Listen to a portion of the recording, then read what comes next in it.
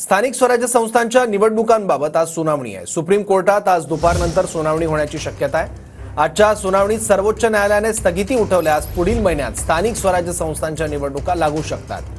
Justice Suryakant आणि कोटेश्वर सिंग यांच्या खंडपीठासमोर आज सुनावणी आहे। मनपा जिल्हा परिषद निवडणुकांबाबत आता निर्णय होतो का याकडे सगळ्यांचं लक्ष आहे। गेल्या 4 वर्षांपासून स्थानिक स्वराज्य संस्थांच्या निवडणुका प्रलंबित। कोरोना काळानंतर ओबीसी आरक्षण या कारणांमुळे निवडणुका प्रलंबित। निवडणुकांबाबतच्या अनेक याचिका सुप्रीम कोर्टात दाखल। इशाद या सामाजिक संस्थेकडून आणि मराठा ओबीसी समाजातील व्यक्तींकडून याचिका दाखल। ओबीसी आरक्षण लागू करावं की नाही याबाबत दाखल याचिकांनंतर निवडणुकांवर न्यायालयाने स्थगिती दिली।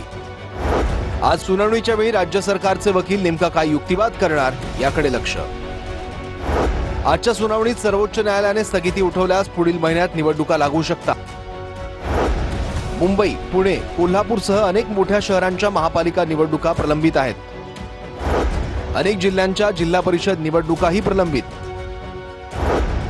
लोकप्रतिनिधी नसल्यानं अनेक शहरांमधील कामं वेळेवर होत नाहीत अशी तक्रार।